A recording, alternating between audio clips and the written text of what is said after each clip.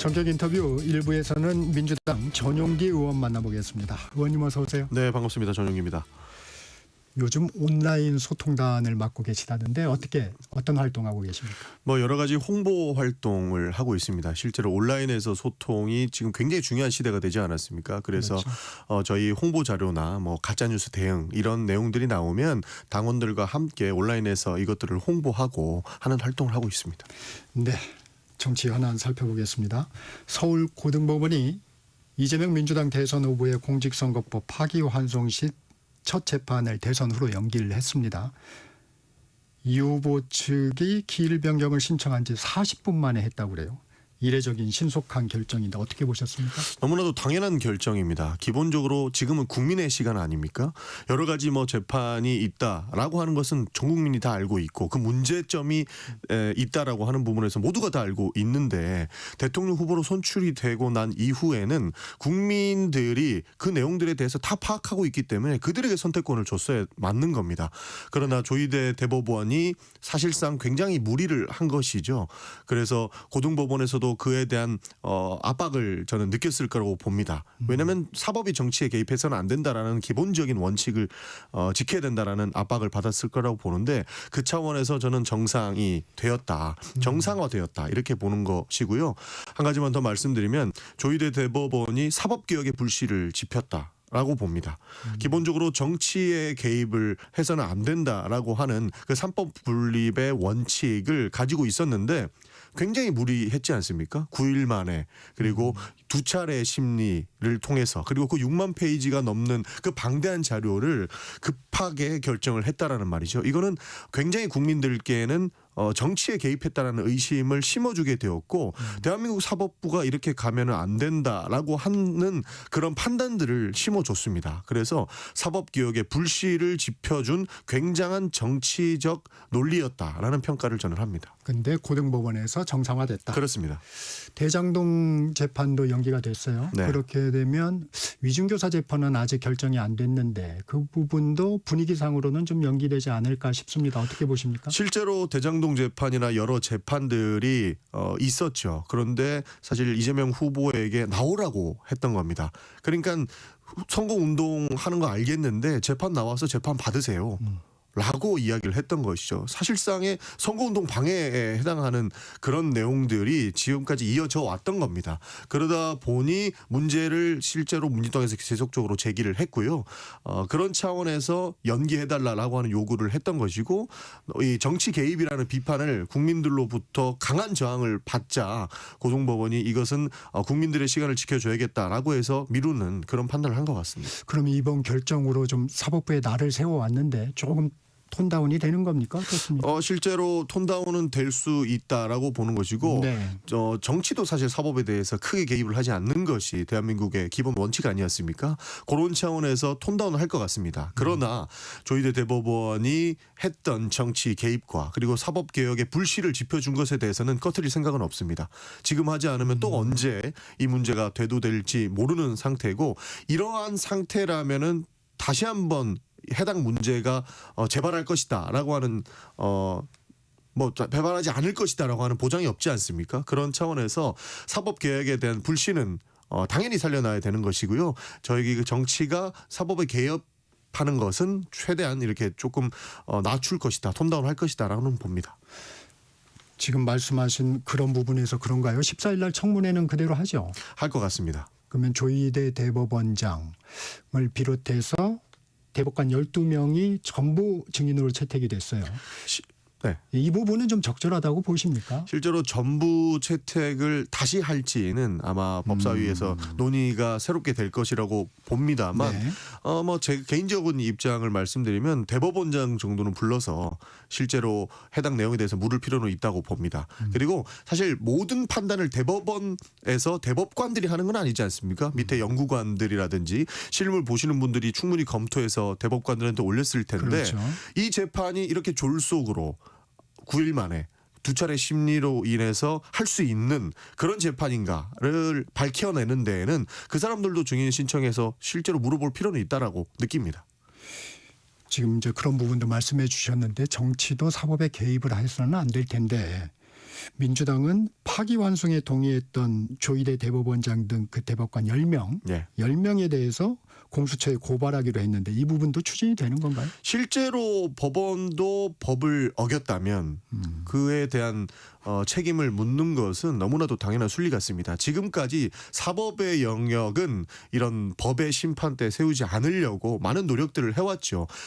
문제가 발생하더라도 최대한 쉬쉬하는 방향으로 갔었습니다. 그러나 이번 그 사법의 정치화 이후에는 사법도 법을 어겼을 때에는 그 책임을 묻는 그 당연한 순리로 가는 방향이다. 저는 그렇게 봅니다. 아까 재발 방지를 강조하셨는데 대법원장 탄핵 카드도 완전히 접은 건 아닌가요? 그렇습니다. 문제가 있다라고 하면 책임을 묻는 것이지 저희는 그 문제점이 발생됐는데도 쉬쉬하고 가자라고 하는 측면은 아닙니다.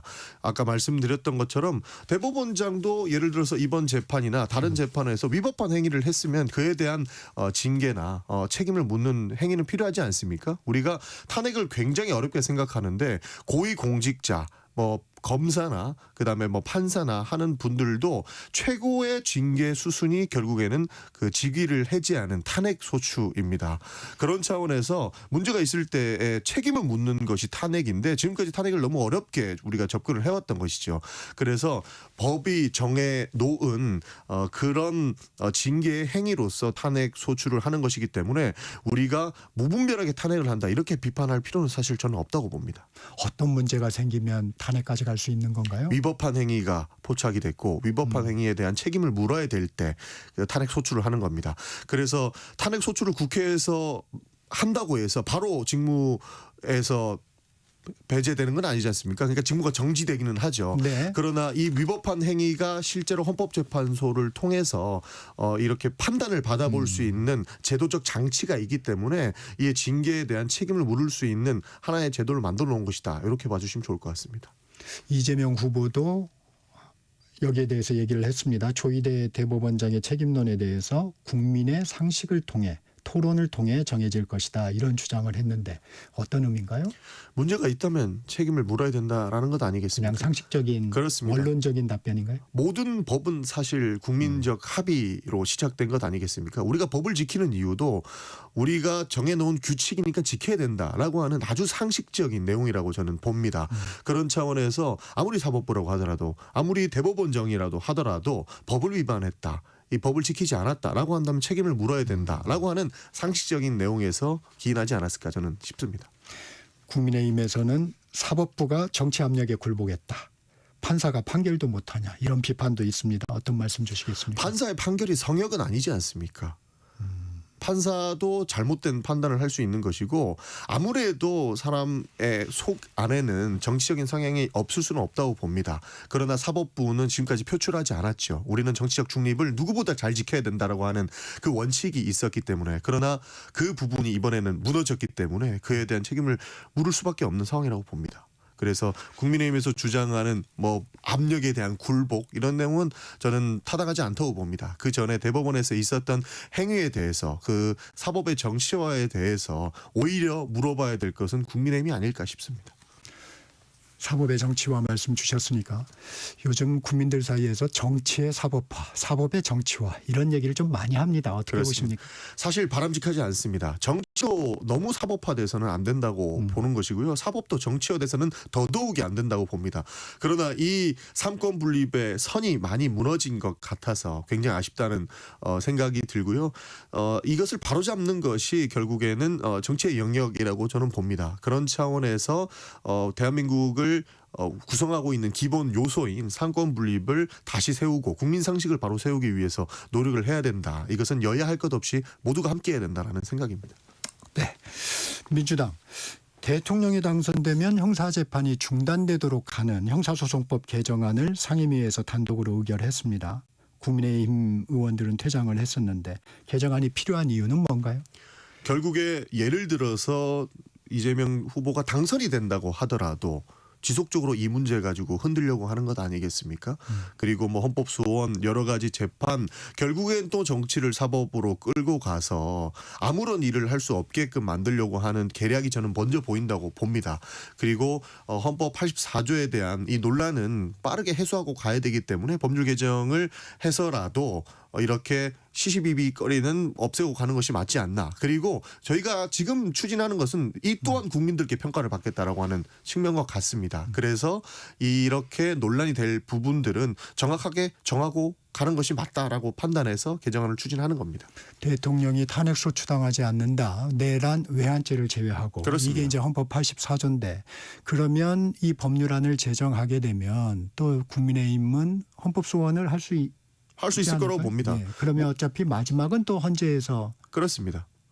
그러니까 이 모든 내용들 민주당이 추진하는 것에 대한 비판은 저희가 달게 받아야 된다라고 말씀드렸고 이 또한 국민들의 평가를 받는다고 말씀드리지 않았습니까? 그러나 저희가 하는 행위들은 물론 반대하시는 분들의 의견도 있기 때문에 그에 대한 판단은 또 다시 그 제도적 장치를 통해서 평가를 받고 판단을 받기 때문에 헌법 소원을 할 수 있다라고 저는 생각합니다. 이 법안도 좀 살펴볼게요.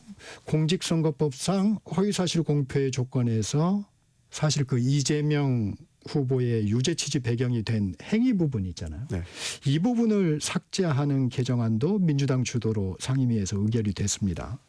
국민의힘에서는 이재명 후보 한 사람을 위한 맞춤형 면죄부다 이런 얘기를 했는데 어떤 말씀 주시겠습니까? 반대로 오히려 물어보고 싶은 게 그 윤석열 정부에서 검사를 동원해서 엄청나게 무더기한 기소를 했죠. 저희는 지속적으로 무리하다라고 평가를 했었던 것이고 강하게 비판을 해왔었는데 이재명 후보가 가지고 있던 그 사법 사건에는 교유 행위라고 하는 말도 안 되는 네. 이야기까지 나왔습니다. 그러니까 그 사람과 친하기 위해서 했던 행동들이 행위기 때문에 문제가 있다라고 이야기를 검사 측에서 해왔었고요.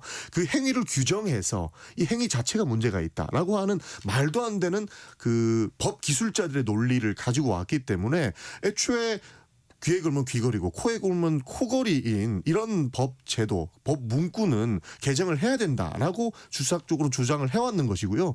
이번 그 대법원의 판단과 지금 검사 측의 주장들이 문제점이 있다라고 대두가 됐으니 이런 부분도 명확하게 인고 가자. 선거법이라고 한다면 자기가 한 말에 대해서 가부가 명확하게 나와줘야 되는 것인데 교유 행위라고 하는 귀걸이 코걸이가 나와서는 안 된다라고 하는 측면에서 이 부분도 논란을 지우고 가자라고 하는 부분인 것이지 지금 상태이기 때문에 국민의힘에서 반대하는 것은 알겠으나 이 부분은 언젠가는 한번 짚어야 될 부분이었다. 굳이 그렇게 크게 비판할 필요는 없다라는 말씀 전 드리고 싶습니다. 제 생각은 그렇습니다. 언젠가는 짚어야 될 부분이었으면 왜 하필 이 시점입니까? 지금까지는 교유 행위라고 하는 이런 법 기술자들의 논리가 나오지 않았던 것이죠.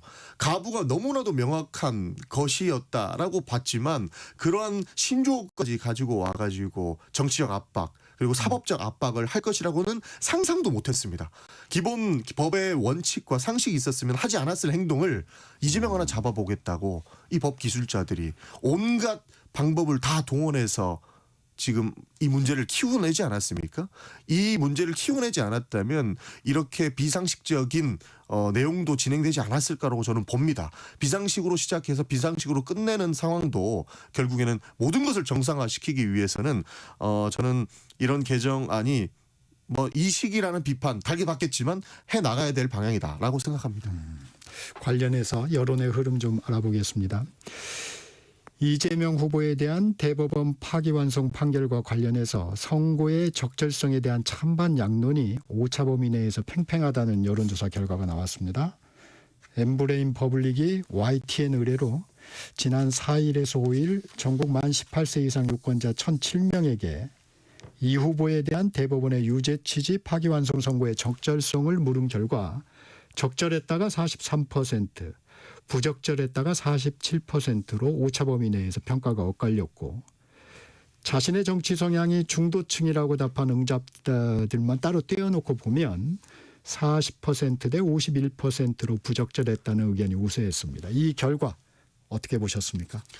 뭐 이 또한 모든 판단은 국민들께서 하실 거다라고 하는 것이고 기본적으로 지금 민주당이 추진하고 있는 뭐 입법 과제들 그리고 그 방향성에 대해서도 국민들께서 다 이렇게 생각이 다양하지 않습니까? 결국에는 그 판단을 국민들께서 하실 거라고 봅니다. 이러한 여러 가지 상황 속에서 사실 뭐 국민의힘 후보가 당선될지 민주당의 후보가 당선될지 모르는 것 아니겠습니까? 그러나 이 문제를 바로 잡겠다라고 하는 것이 사실상 민주당의 후보의 메시지고 민주당도 그렇게 추진을 하고 있는 것이기 때문에 국민들이 옳다라고 하는 것이 저는 전적으로 믿고 가야 된다라고 하는 부분이기 때문에 이 판단도 저는 충분히 유효하다라고 생각을 합니다. 다음 여론조사도 여쭤보려고 했는데 같은 답변을 하실 것 같긴 하네요. 네. 위에 여론조사에서 이 후보가 대통령이 되면 받고 있던 재판을 중단해야 할지도 물었는데 재판을 멈춰야 한다는 응답은 44%, 그대로 진행해야 한다는 46%로 역시 팽팽했습니다. 같은 대답인가요? 그렇습니다. 사실상 그 무리한 수사 기소 그러니까 한 사람이 죽으면 끝난다라고 하는 이 비정상적인 상황은 저희가 바꿔나가야 되지 않겠습니까? 지속적인 논란거리를 만들어서 예를 들어서 누가 당선이 되든 어떠한 방식으로 반대편에서는 흔들려고 하는 이런 상태는 좀 끊어내고 사실 윤석열 정권을 지나오면서 저는 국민들이 굉장히 많이 지쳤다고 봅니다. 이제 싸움 좀 그만해라 라고 하는 얘기 많이 듣지 않습니까? 그 싸움 좀 그만해라고 하는 얘기들은 늘 들어왔는데 더욱 심화됐다라고 생각을 합니다. 최근 3년간. 그래서 이런 부분들을 저는 끊고 가야 된다고 하는 측면에서 모든 판단은 국민들이 하실 거지만 저희는 이를 끊고 가고자 하는 내용들은 추진을 하려고 한다라고 하는 입장으로 말씀드리겠습니다. 싸움은 상대가 있어야 되는 거 아닌가요? 상대가 있어야 되는 것이죠. 네. 그런데 말도 안 되는 저는 제발 그 비상식적인 법 기술 논리로 대한민국이 우롱당하지 않았으면 좋겠습니다.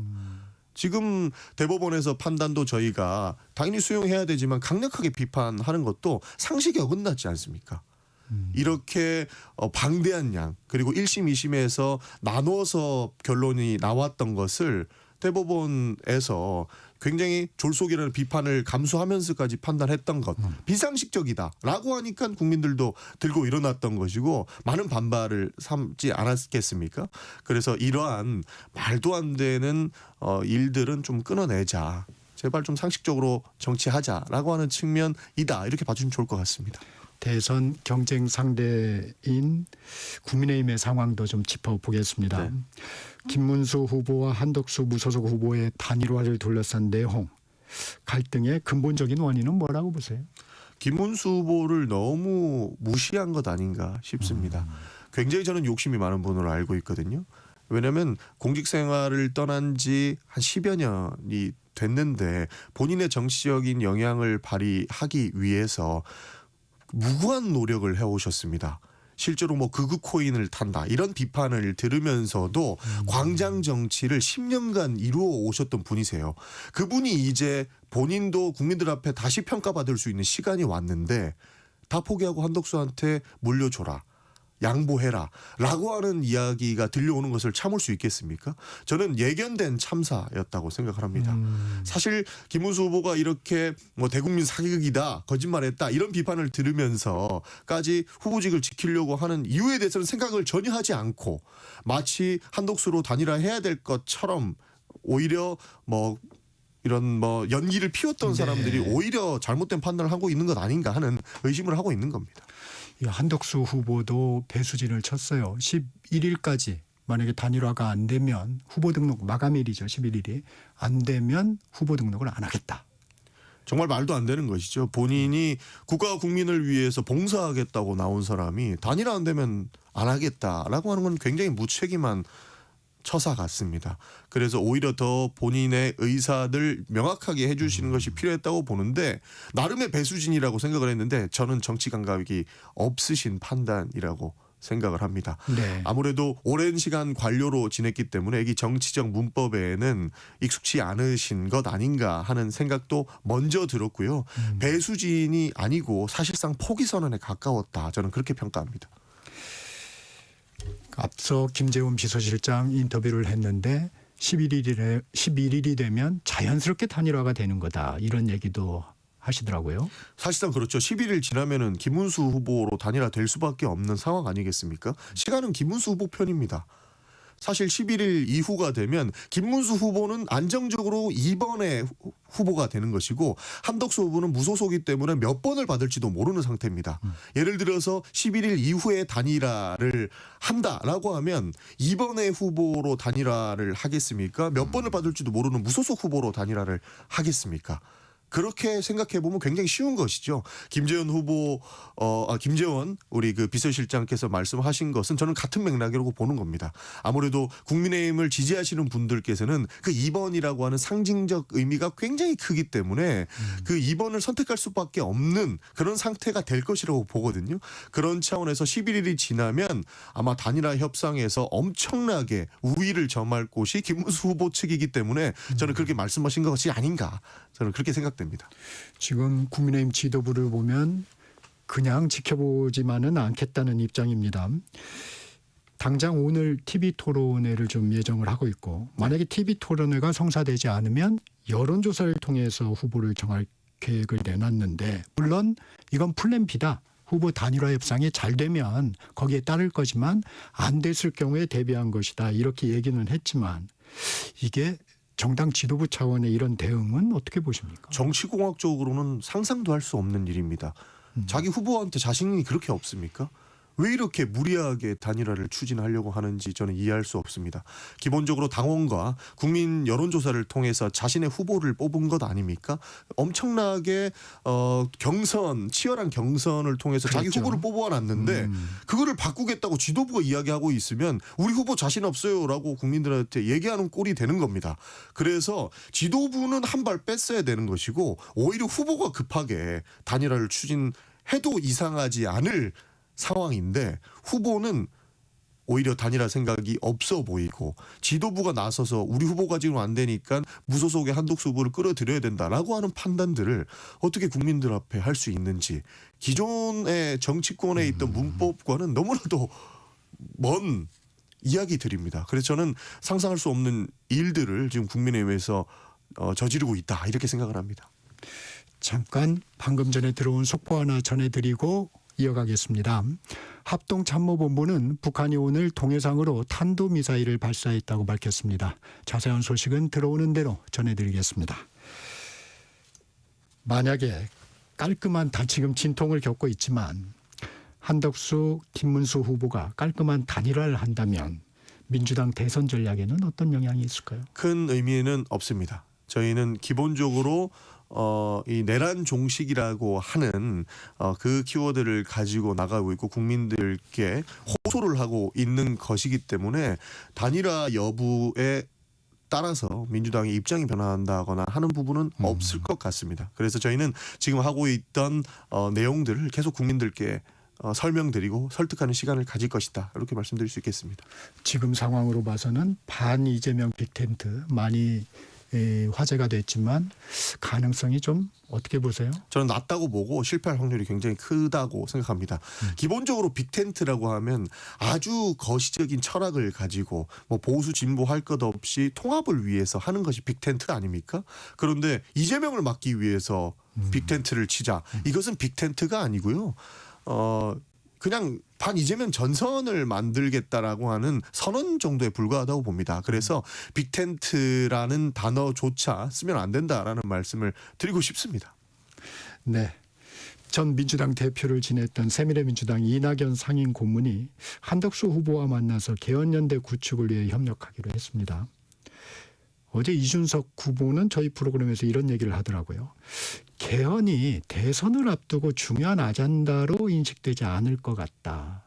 우리 전 의원님은 어떤 생각이세요? 개헌해야죠. 너무나도 당연한 얘기입니다. 개헌에 대해서 반대하는 사람들은 없을 거라고 봅니다. 그러나 대선 전에 해야 된다.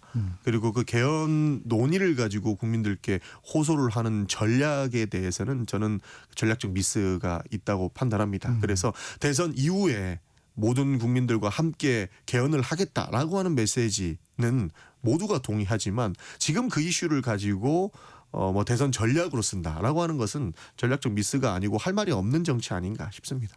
한덕수 후보가 생각하는 개헌 빅텐트 이 부분은 아마 의제화되기는 좀 쉽지 않을 거다 이렇게 보시는 거군요. 큰 의미는 없을 거라고 봅니다. 그러나 저희도 개헌은 해야 된다고 보고 있습니다. 그러나 대선 이후에 개헌을 추진해야 된다라고 하는 입장입니다.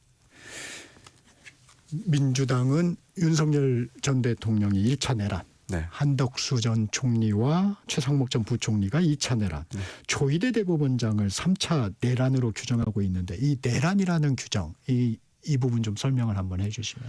결국에는 국민 주권을 무력화하고 민주주의를 말살하려고 하는 시도들이 아닌가라고 평가하기 때문에 저희는 내란이라는 단어를 쓰는 겁니다.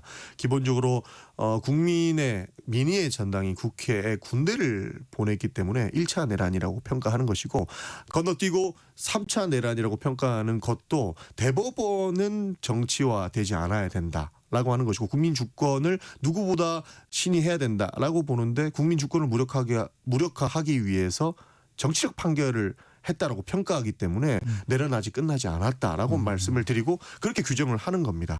그래서 국민들께도 이 부분을 바로잡기 위해서 노력을 해주십사 하고 말씀을 드리는 거고요. 앞서 저희가 토론하면서 사법의 정치와 정치의 사법화 얘기도 했는데 이 얘기도 한번 짚어볼까요? 현직 부장판사가 그 이재명 후보의 파기환송심에 대해서 공개적으로 비판을 했습니다. 법원 내부 통신망에 정녕 이재명 후보의 몇 년 전 발언이 계엄령을 선포해온 국민을 공포에 떨게 한 전직 대통령의 행위보다 악랄한 것이냐 이렇게 지적을 했는데 이 후보를 옹호했다 이렇게 볼 수 있을까요?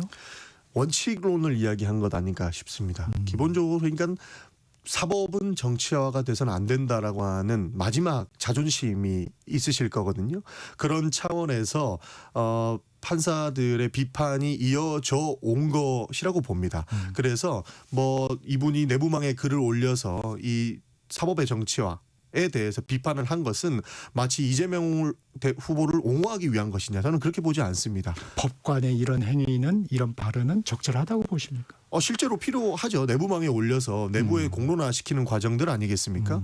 그리고 자신의 원칙을 이야기하는 것이기 때문에 저는 크게 문제될 건 없다고 봅니다. 그리고 그 원칙들이 소수 의견들이 지속적으로 제기가 돼서 자체적으로 자정작용을 시켜야만 사법의 정치화를 막을 수 있다고 보기 때문에 이런 이야기들은 더 내부적으로는 저는 인용이 돼야 된다고 보는 것이고 자주 이런 이야기들로 인해서 무리하지 않는 그 삼권 분립 체제를 명확하게 지키는 그런 행위로서 저는 평가를 합니다. 마지막으로 SK 해킹 사태 큰 네. 파장을 일으키고 있는데 의원님께서는 이동통신사의 기책 사유가 발생했을 때는 통신사를 이동하는 고객의 위안금을 면제하는 법안을 추진하고 있습니다. 그렇습니다. 어제 최태원 회장 그 얘기는 좀 많더라고요. 사실 제가 그 위약금을 면제하는 법안을 낸 것은 너무나도 당연한 일이기 때문입니다. 왜냐하면 개인정보 관리를 똑바로 못해서 해킹당해서 고객들의 개인정보가 다 이 뭐 사실상 문제가 생긴 부분 아니겠습니까? 네. 그런데 그 회사의 잘못으로 위약금을 면제시켜주지 않는다고요? 당연히 그 통신사의 잘못으로 인해서 고객에 피해를 줬다면 위약금을 면제해줘야 되는 것이죠. 그러나 그 부분들을 지키지 않을 것이라고 봤기 때문에 이것은 법적으로 명문화시켜야 된다라고 이야기를 하는 것이었습니다. 사실 그 SK의 사태로 문제가 됐지만 그 내부 약관을 보더라도 그 통신사의 문제로 인해서는 위약금을 면제할 수 있는 부분이 있거든요. 근데 네. 그것도 법적 논쟁이 될 수 있기 때문에 명확하게 하고 자자 그런 내용이었습니다. 민주당 전용기 의원과 말씀 나눴습니다. 고맙습니다. 네, 감사합니다. 정책사 2부 여기서